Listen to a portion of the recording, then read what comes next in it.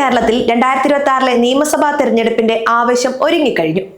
Vote ചെയ്യുക എന്നത് നമ്മുടെ ഓരോരുത്തരുടെയും അവകാശമാണ്. എന്നാൽ ജോലി തിരക്ക് കാരണവും ഡ്യൂട്ടി കാരണവും പലർക്കും പോളിംഗ് ബൂത്തിൽ എത്താൻ കഴിയില്ല. ഇത്തരത്തിൽ അത്യാവശ്യ സേവന വിഭാഗങ്ങളിൽ ജോലി ചെയ്യുന്നവർക്ക് തെരഞ്ഞെടുപ്പ് കമ്മീഷൻ വലിയൊരു സൗകര്യമാണ് ഒരുക്കുന്നത്. അതാണ് പോസ്റ്റൽ വോട്ട് സൗകര്യം. ഇതിനായി അപേക്ഷിക്കേണ്ട അവസാന തീയതി മാർച്ച് 21. സമയം വളരെ കുറവാണ്. അതുകൊണ്ട് ഈ വീഡിയോ പൂർണ്ണമായും കാണുക.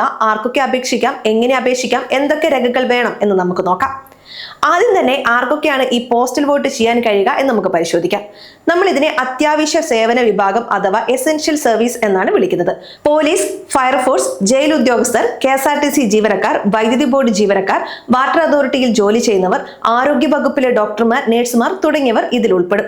കൂടാതെ മാധ്യമപ്രവർത്തകർക്കും ഈ സൗകര്യം പ്രയോജനപ്പെടുത്താം. ജോലി സംബന്ധമായ കാരണങ്ങളാൽ വോട്ടെടുപ്പ് ദിവസം സ്വന്തം ബൂത്തിൽ എത്താൻ കഴിയാത്തവർക്ക് വേണ്ടിയാണ് ഈ നിയമം. സീനിയർ സിറ്റിസൺ ആളുകൾക്കും ഈ സൗകര്യം കാര്യക്ഷമമായി ഉപയോഗപ്പെടുത്താൻ സാധിക്കും. ഇനി എങ്ങനെയാണ് ഇതിൽ അപേക്ഷിക്കേണ്ടത് നോക്കാം. ഇതിനായി നിങ്ങൾ പൂരിപ്പിക്കേണ്ടത് ഫോം 12D ആണ്. ഈ ഫോം എവിടെ കിട്ടും എന്ന് പലരും ചോദിക്കാറുണ്ട്. നിങ്ങളുടെ ഓഫീസിലെ നോഡൽ ഓഫീസർ വഴി ഈ ഫോം ലഭ്യമാകും. അല്ലെങ്കിൽ തെരഞ്ഞെടുപ്പ് കമ്മീഷന്റെ വെബ്സൈറ്റിൽ നിന്നും ഇത് ഡൗൺലോഡ് ചെയ്യാം. ഫോം പൂരിപ്പിക്കുമ്പോൾ വളരെ ശ്രദ്ധിക്കണം. നിങ്ങൾ വോട്ടർ ID കാർഡിലെ നമ്പറും വോട്ടർ പട്ടികയിലെ ക്രമ നമ്പറും കൃത്യമായി എഴുതണം.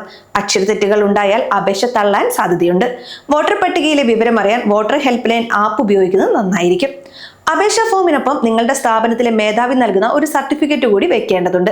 നിങ്ങൾ തെരഞ്ഞെടുപ്പ് ദിവസം അത്യാവശ്യ ഡ്യൂട്ടിയിലായിരിക്കുമെന്ന് സാക്ഷ്യപ്പെടുത്തുന്ന രേഖയാണിത്. ഈ രേഖകളെല്ലാം ചേർത്ത് അതത് മണ്ഡലത്തിലെ ഭരണാധികാരികൾക്ക് വേണം സമർപ്പിക്കാൻ. മാർച്ച് 21 മുൻപ് തന്നെ ഇത് ഓഫീസിലെത്തിക്കാൻ ശ്രദ്ധിക്കണം. അപേക്ഷ സ്വീകരിച്ചു കഴിഞ്ഞാൽ നിങ്ങൾക്ക് ഒരു അറിയിപ്പ് ലഭിക്കും. തുടർന്ന് ഭരണാധികാരി നിശ്ചയിക്കുന്ന കേന്ദ്രത്തിൽ വെച്ച് നിങ്ങൾക്ക് വോട്ട് രേഖപ്പെടുത്താം. പോസ്റ്റൽ വോട്ട് ചെയ്യുമ്പോൾ നമ്മൾ സാധാരണ വരുത്തുന്ന ചില തെറ്റുകളുണ്ട്. അത് പ്രത്യേകം ശ്രദ്ധിക്കണം. 1. ഒപ്പിടാൻ മറന്നു പോകുന്നത്. ഫോമിൽ പറയുന്ന സ്ഥലത്ത് കൃത്യമായി ഒപ്പിട്ടിരിക്കണം. 2. വോട്ട് രേഖപ്പെടുത്തിയ ശേഷം ബാലറ്റ് പേപ്പർ മടക്കുമ്പോൾ സീൽ പതിയുന്ന രീതിയിൽ തെറ്റായ രീതിയിൽ മടക്കരുത്. 3. അവസാന തീയതി വരെ കാത്തു നിൽക്കരുത്. മാർച്ച് 21 എന്ന് പറയുന്നത് അവസാന നിമിഷമാണ്. തിരക്കൊഴിവാക്കാൻ 2 ദിവസം മുൻപേ അപേക്ഷ നൽകുന്നതും ബുദ്ധിയാണ്. പലർക്കുമുള്ള ഒരു സംശയമാണ്, ഒരിക്കൽ പോസ്റ്റൽ വോട്ടിന് അപേക്ഷിച്ചാൽ പിന്നീട് പോളിംഗ് ബൂത്തിൽ പോയി വോട്ട് ചെയ്യാൻ പറ്റുമോ എന്ന്. ഇതിന്റെ ഉത്തരം ഇല്ല എന്നാണ്. നിങ്ങൾ പോസ്റ്റൽ വോട്ടിന് അപേക്ഷ നൽകുകയും അത് അംഗീകരിക്കുകയും ചെയ്താൽ സാധാരണ പോളിംഗ് ബൂത്തിലെ ലിസ്റ്റിൽ നിങ്ങളുടെ പേരിന് നേരെ PB അഥവാ പോസ്റ്റൽ ബാലറ്റ് എന്ന് രേഖപ്പെടുത്തും. അതുകൊണ്ട് പിന്നീട് ബൂത്തിൽ പോയി വോട്ട് ചെയ്യാൻ നിയമപരമായി കഴിയില്ല.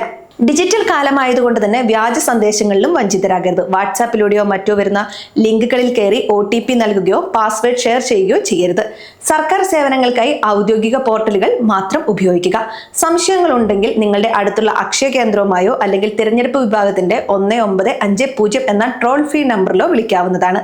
ഈ സൗകര്യം പരമാവധി പ്രയോജനപ്പെടുത്തുക. ഡ്യൂട്ടി കാരണം ഒരാളുടെ പോലും വോട്ട് നഷ്ടപ്പെടാൻ പാടില്ല. ജനാധിപത്യ പ്രക്രിയയിൽ പങ്കാളികളാകുക. നമ്മുടെ ഓരോ വോട്ടും വിലപ്പെട്ടതാണ്.